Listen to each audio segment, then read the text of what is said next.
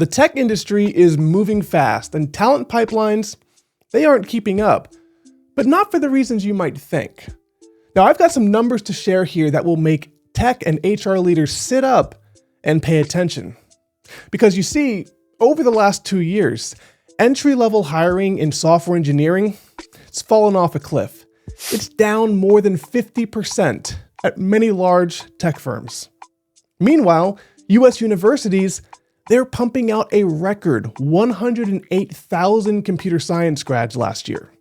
And coding boot camps, they added 65,000 more freshly trained developers. So we have this question: how can we have more junior talent than ever and still be facing a looming skills gap? Well, there's 2 reasons: economic uncertainty and, of course, the hype around AI. You see, companies froze or slowed their hiring to protect the bottom line while waiting to see how the economy would react. And generative AI, it burst onto the scene in 2023, and over the last few years, every boardroom has been asking the same question. Can't ChatGPT do this instead of a human? Now, if this just went on for a month or a quarter, things would be fine, but it's been 2 years now. And the wait and see approach is creating a bigger problem that I'm calling the great experience gap. We can all see this coming. Despite the AI advancements, one thing that companies agree on is that the need for experienced engineers who understand AI, it's never been greater. But experienced engineers don't grow on trees. They're homegrown, and it takes 3 to 5 years. So if we're not seeding the garden now, by 2027, we're going to be staring at an empty field. And think about it. The projects that need experienced talent to maintain critical systems, that's going to be slim pickings. Succession planning for tech leads, that pipeline is going to be dry. And what about diversity goals?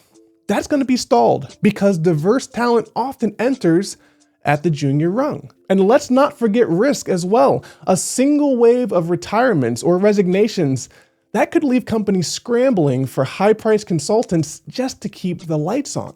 Now, here's a few data points to consider. Google already says that AI writes 25% of new code, yet they still employ thousands of engineers who are reviewing that code, shipping it, and securing that code. And Google has no plans to get rid of coders. They just need better coders. What about the banking industry? Analysts predict that up to 200,000 roles could shift or disappear in financial services from AI. But they also admit that finding humans who can oversee the algorithms and ensure compliance in a highly regulated environment, that's the difficult part. And this is a key risk that, again, will involve hiring better engineers.